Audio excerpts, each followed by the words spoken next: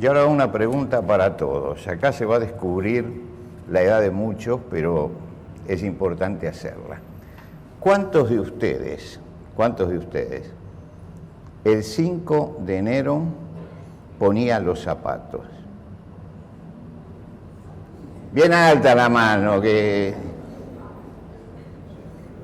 Bueno, algunos jóvenes también, veo, algunos jóvenes también. Bueno, Papá Noel es un invento muy posterior. Cuando prácticamente debe tener 30 años, una cosa así, que lo fueron imponiendo. Pero aquí no conocíamos a Papá Noel, aquí el asunto eran los reyes. Y el 6 de enero había que poner los zapatos para que los reyes nos dejaran el regalo. Por supuesto que eso hacía que los padres se abusaran, ¿no? Y hay un poeta argentino popular que escribió sobre eso. Y yo quiero leer la primera parte para que recordemos cómo era nuestro tiempo, pero sobre todo por la segunda parte que vamos a leer. El poeta popular es Héctor Gagliardi, alguno de ustedes lo debe conocer. Dice, refiriéndose a Reyes Magos: si vos no te portás bien, le digo a los Reyes Magos que te dejen sin regalo y te quedás sin el tren. Es que mi vieja también un poco se aprovechaba, porque esos días llegaban los 3 reyes de Belén. La carta la había mandado sin faltas de ortografía, así los reyes veían que yo era un chico aplicado. Hice todos los mandados, me lavé hasta las orejas, porque ese día mi vieja me tenía acorralado. Ese es el clima que había, el clima simpático que había en ese momento. Pero resulta que él no termina el poema acá, él sigue contando toda la historia hasta que recibe el regalo de Reyes, y de pronto, y por eso estoy leyendo esto, se produce un anticlímax, ¿no? Es decir, usted entra en el clima festivo de esto que hemos visto y de repente aparece una estrofa que a usted lo descoloca. Y dice: esta noche por los cielos llegarán los Reyes Magos. Vendrán trayendo regalos a los chicos que son buenos. Pero hay otros pibes buenos en otro lado de la tierra que por culpa de la guerra no han de pasar los camellos. Ellos, ¿qué saben de guerra? Ellos quieren Reyes Magos, pero en lugar de regalos tienen un miedo que aterra. Fíjese cómo cambia el clima total, ¿no? De lo que partimos hasta acá. ¿Por qué? Porque cuando usted lee la primera parte, usted ve que está metido en una burbuja, y cuando llega la segunda parte, ve el panorama completo. Nosotros hoy estamos terminando de celebrar la Navidad. La fiesta de Navidad es algo así como una burbuja que tenemos en la sociedad. Miramos y hay luces, melodías, estrellas, arbolitos, Papá Noel, todo está metido allí. Y el pesebre es un lugar grato, es un lugar agradable. Yo diría que es un lugar encantador el pesebre, apacible. Y creamos un poco esa burbuja durante todo, se va creando el clima de Navidad, y creamos esa burbuja, un lugar de luz y esperanza en medio de un mundo tenebroso. Lo que pasa es que nunca leemos la historia completa de Belén. Usted la escuchó, ¿no? Sin embargo, hay cosas que pasaron desapercibidas. Fíjense que en la historia completa, cuando Lucas va a escribir acerca del nacimiento de Jesús, comienza diciendo: se promulgó un edicto de parte de Augusto César que todo el mundo fuera empadronado. En primer censo se hizo siendo Cirenio gobernador de Siria. ¿Qué está haciendo Lucas? Me está ubicando, me está diciendo: miren que el entorno de Belén es este. Cuando vamos al Evangelio de Mateo, que cuenta la historia de los magos, sucede lo mismo. Dice: Jesús nació en Belén de Judea en días del rey Herodes. Ahora, acá nos dan 3 nombres que nos ubican en el tiempo. El primero es Julio César. El segundo es este señor Cirenio. En algunas versiones de la Biblia ponen Quirino, pero es este señor, muy conocido en la época. Y el tercero es Herodes. Ellos forman el fondo de la cuestión. Ellos son los que están detrás de todo esto. Y así como nosotros nos acercamos al pesebre y nos parece que está lleno de luz, estas son las tinieblas que están rodeando el pesebre. No era todo como lo pensamos nosotros, era muy distinto. ¿Quién era Augusto César? Se llamaba realmente Octavio y el Senado lo nombró César Augusto. César Augusto. Augusto no era un nombre, Augusto era un título. Es un título digno de veneración, digno de adoración. Este era César. Los Césares son los que gobernaban en Roma y a él le pusieron digno de admiración y de adoración. Habían creado una deidad en ese momento. Y Julio César inventó una leyenda de que su madre había sido fecundada por el rey Apolo. Por lo tanto, él era un hijo de Dios. Y esto aparece en el material que tienen los arqueólogos, que aparecen monedas donde se señala que él es salvador, es portador de buenas noticias, es hijo de Dios. Es un falso Dios, pero tenía todos los títulos que todos conocemos. Todo. En Asia lo saludaban siempre con el título de Hijo de Dios. Y había un sacerdote dedicado a las augustales, Augusto. Augusto significa digno de adoración. Y entonces eso era todo un culto que se había armado alrededor de César Augusto. Un culto a un dios que lo colocaron en el panteón de los dioses, estaba allí la estatua de él, y que él mandó estatuas gigantescas de él a todas las ciudades y a todos los pueblos, para que estuviera allí como motivo de adoración. Quiero decir que estamos con un hombre muy singular. Él era el que gobernaba todas las cosas. Después se menciona a Cirenio, gobernador de Siria. Este era el encargado en el imperio de cobrar los impuestos. Era un hombre que llegaba a un lugar, sacaba la cuenta y decía, acá tienen que pagar esto. Y la gente se rebelaba porque era mucho más de lo que ellos podían pagar. Entonces él utilizaba un método para solucionar el problema, los reprimía violentamente. Claro, cuando se hacía la primera rebelión y 4 o 5 caían, por eso ya la gente iba y pagaba, porque se da cuenta. Quiero decir que este era un hombre que conocía muy bien cómo ser un represor en su tiempo, y lo elegían por eso, y lo llamaban por eso, porque sabía sacarle el dinero a la gente y sabía amedrentarlos. Este era Cirenio. Y Herodes era un idumeo que gobernaba en Judea, en la zona así de Judea, de Galilea, idumeo al servicio del Imperio Romano. Un hombre inestable, un hombre paranoico, temeroso de ser desplazado. Él tenía un cuñado que se llamaba Aristóbulo, y como tenía miedo que el cuñado les quitara el trono, cuando estaba en la pileta de natación, aprendiendo natación, lo hizo ahogar.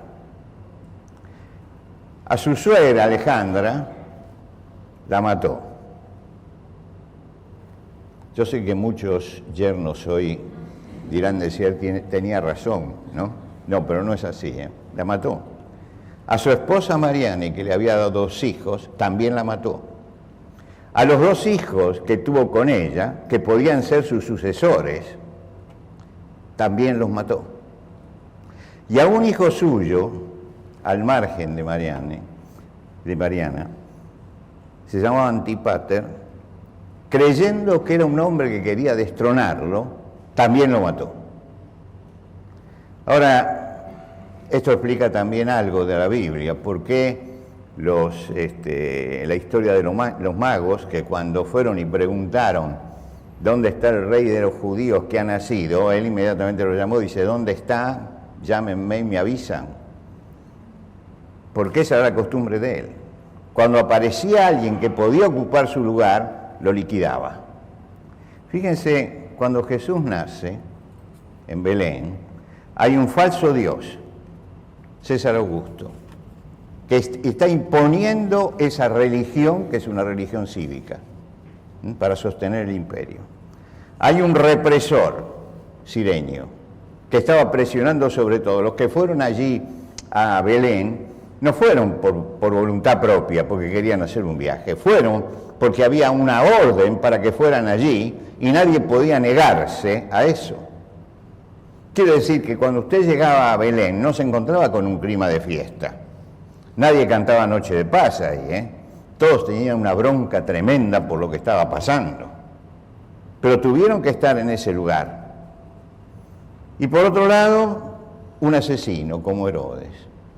Acá tenemos un trío, ¿no es cierto? Un falso Dios, un represor y un asesino. Y estos eran los que mandaban todo, los que gobernaban todo.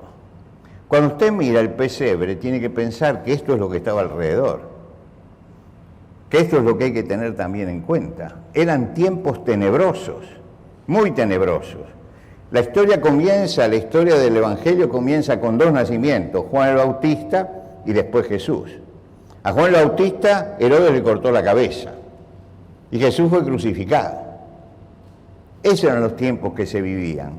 Ese es el entorno que tenía Belén.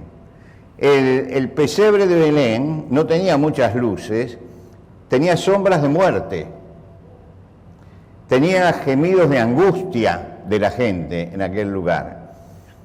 Vivían en una confusión religiosa, ellos tenían un solo Dios y cuando lo iban a adorar resulta que les hablaban también de César.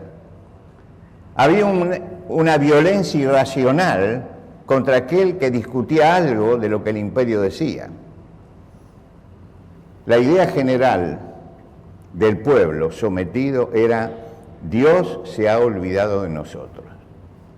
Dios se ha olvidado de nosotros, porque estábamos bajo un falso Dios, estamos bajo un represor y estamos gobernados por un asesino. Esto es lo que tenían. ¿Cuál es el mensaje de Dios? Marshall McLuhan, que es un especialista en comunicaciones, muy famoso porque es la base de la comunicación moderna, tiene la filosofía de él, él dijo una frase: el medio es el mensaje. El medio es el mensaje. ¿Cuál es el medio que Dios usó? Puso un niño en un pesebre. Ese es el medio y ese es el mensaje también. Ese es el mensaje. Elige un pesebre para nacer, elige a dos personas humildes como José y María. José es un artesano de Galilea, María es una doncella de Nazaret. No elige Jerusalén, que es la gran capital, ni eligió en Belén, un pueblito que estaba a un costado, que era famoso porque allí había nacido el rey David, pero que estaba a la sombra de la ciudad de Jerusalén. El mensaje silencioso que Dios dio en ese lugar es: yo estoy con ustedes. Yo estoy con ustedes en el dolor, en la impotencia, en la angustia, en el sufrimiento. Por eso me estoy identificando con los de abajo, con los que sufren, con los oprimidos. Me estoy identificando con aquellos que no encuentran salida, porque ellos están como yo, cansados de la corrupción, de la violencia, del abandono. Ese era el mensaje. Ese era el mensaje que había en Belén. El pesebre está diciendo, de parte de Dios: venid a mí todos los que estáis trabajados y cargados, y yo os haré descansar. Ese es el mensaje que traía Belén. Que en Cristo, en ese niño que viene y que va a morir por nosotros, Dios nos está abriendo el camino del descanso. Dios nos está abriendo el camino de la esperanza. El mensaje explícito, lo hemos leído hace un momento, a los pastores: no temáis, Porque aquí os doy nuevas de gran gozo, que será para todo el pueblo, que ha nacido hoy en la ciudad de David un Salvador, que es Cristo el Señor. Lea frase por frase, no temáis, es un mensaje de paz. Es un mensaje de paz. Porque aquí os doy nueva de gran gozo, es un mensaje de alegría. Será para todo el pueblo, es un mensaje universal, nadie queda afuera. Que ha nacido hoy en la ciudad de David, es un mensaje verificable. Él les dice, ahí nació. No es una ilusión que se mantiene, pueden ir a verlo. Dice, está allí. ¿Y quién es ese que nació? Un Salvador, que es el Mesías. Es el Mesías que viene. Lógicamente, cuando termina esto, se escucha a la multitud de los ejércitos celestiales cantar gloria a Dios en las alturas y en la tierra paz, buena voluntad para con los hombres. La verdad es que Dios tenía que tener mucha buena voluntad, mirando lo que estaba pasando abajo. Pero Él pensó en toda esa gente confundida, iba de un lado para otro sin encontrar una respuesta, y mandó a su Hijo. ¿Qué respuesta Dios buscaba de los hombres y qué respuesta Dios sigue buscando ahora de nosotros? Nos está convocando el pesebre a que busquemos la esencia del mensaje cristiano. ¿Por qué Dios hizo eso? No lo hizo para que nosotros pongamos a Papá Noel y saquemos el pesebre del medio. No lo hizo para que se reúna la familia en la casa, que no estoy en contra, me parece fabuloso, pero ese no es el objetivo de la Navidad. Eso no es el objetivo. El sentido de la Navidad está más allá de eso. Es un hecho espiritual, es Dios haciéndose hombre y acercándose hasta nosotros. Es el milagro de los siglos. No existe una cosa como esa. Y toda la vida de Jesús es una vida que va proclamando el amor de Dios y la entrega de Él para que los hombres tuviéramos comunión con Él. Terminaba diciendo un Salvador, que es Cristo el Señor. Nació un Salvador, nació un Salvador. Nació alguien que los puede sacar, que les puede cambiar la vida, realmente. Y Jesús vino para eso, vino para eso. No vino para que lo ignoremos como lo ignora nuestra sociedad permanentemente en la Navidad, donde hace una fiesta que no sabe para qué es ni para qué sirve, y donde crea un personaje gordito para en alguna forma desplazar a Jesús.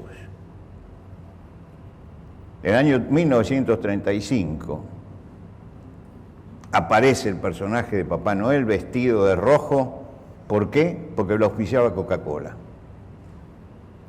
Entonces Coca-Cola lo tiene puesto por todos lados y ese es el color. Realmente el Padre Invierno, que era lo que celebraban ellos, no tenía ningún vestido rojo.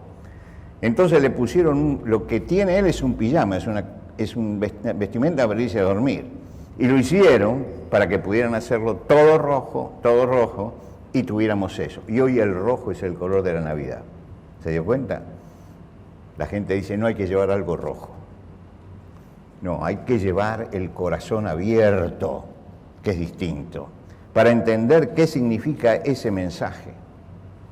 En ese momento se está cumpliendo algo que había sido dicho 700 años antes por el profeta Isaías. Pero no siempre habrá oscuridad para los que están en angustia. No siempre habrá oscuridad. El pueblo que andaba en tinieblas vio gran luz. Y está explicando esto que estamos viendo nosotros hoy frente al nacimiento de Jesús. Quemado será todo calzado que lleva el guerrero en el fragor de la batalla. Pasto del fuego será todo manto revolcado en sangre. Porque un niño nos es nacido, un hijo nos es dado, el principado sobre su hombro. Y será su nombre admirable consejero, Dios fuerte, Padre eterno, príncipe de paz.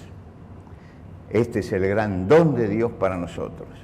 Es el gran amor de Dios derramándose sobre nosotros.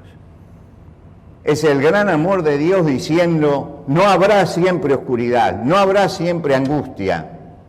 Tiene que nacer la esperanza. Y yo veo que muchas veces celebramos la Navidad, pero hay angustia dentro. Y cuando salimos de la Navidad y llega esta hora, empieza la depresión post-Navidad. Y por eso nuestra iglesia inauguró un sistema que ya lo están copiando muchos, que es, no hagamos la fiesta el 24, hagámosla el 25 a la noche, que es el momento en que decae todo y donde necesitamos tener la claridad para acercarnos a Jesucristo, para acercarnos a Él. Dios no estaba ni en silencio, ni estaba ajeno a lo que pasaba. Comenzó una obra diferente. Muchas veces los discípulos, aún los discípulos de Jesús, lo vivaban porque decían, va a ser el Salvador, nos va a sacar a César Augusto, a Quirino y a Herodes de encima. Pero el método de Jesús era distinto. No empezaba destruyéndolo de arriba. No le dijo, vayan y hagan una rebelión y maten al César y a Quirino y todo lo demás. Dice, la rebelión tiene que empezar desde abajo, desde cada uno. Cada uno. El mensaje del Evangelio, el mensaje que dio Dios allí, es un mensaje absolutamente personal. Nadie puede ser cristiano masivamente. Tengo yo que acercarme personalmente a Jesucristo y establecer una relación con Él. Si no, estamos viviendo una ficción de cristianismo. Y hay mucha ficción de cristianismo. Y lo que necesitamos realmente es entender que Jesús no venía a levantar al pueblo en armas contra Julio César o contra Cirenio o contra Herodes. No venía para eso, sino venía para hacer una obra en el corazón de los hombres, hacer una transformación desde abajo hacia arriba. Todos queremos que el mundo cambie de arriba hacia abajo. Y Dios dice, mire, no va a cambiar nada, hay que empezar a cambiar de abajo hacia arriba. Tiene que cambiar primero la persona, primero la persona. Y si no está ahí este cambio personal, todo cambio es inútil. Porque finalmente se contamina. Lo que necesitamos es un cambio en el corazón del hombre. Y lo que necesitamos nosotros en nuestra vida es un cambio en nuestro corazón. Y si ese cambio no se produce, vamos a vivir permanentemente en la angustia. Vamos a vivir permanentemente en la incertidumbre. Vamos a vivir temerosos frente a lo que sucede y frente a la muerte también. Por eso vino Jesucristo, para traer el gran mensaje. Por eso dije que en Belén Dios nos está diciendo, venid a mí todos los que estáis trabajados y cargados, y yo os haré descansar. Yo os haré descansar. Y cuando llegamos a Cristo y entregamos nuestro corazón a Él, cuando nos olvidamos de todos los ritos religiosos y todas las otras cosas y hacemos una relación personal con Jesucristo, en ese momento realmente la vida empieza a cambiar, porque le estamos otorgando las riendas de nuestra vida, que hasta este momento la hemos manejado solos, se las estamos entregando al Señor Jesucristo, para que Él sea nuestro Señor, nuestro Señor. ¿Y qué significa Señor? Significa que Él manda. Alguien me dijo un día, a mí me extraña mucho cuando yo visito a la iglesia, porque ustedes llaman a Jesús Señor. Y le dije, bueno, porque justamente la esencia del cristianismo es que admitimos que Jesús es el Señor y que tiene que tener autoridad absoluta sobre nuestra vida. Y que Él es el único que puede producir un cambio en nosotros en primer lugar. Todos dicen, la sociedad tiene que cambiar, los otros tienen que cambiar, aquello tiene que cambiar. No, el que tengo que cambiar soy yo. El que tengo que cambiar soy yo. Y si yo no admito delante de Dios que soy un pecador, y un pecador perdido, no hay camino de solución, ni para la angustia, ni para el temor a la muerte, ni para nada de eso. Hace poco alguien me preguntó, haciendo referencia a que estaba enfermo, me preguntó, ¿y a qué le tiene miedo? ¿Le tiene miedo a la muerte usted?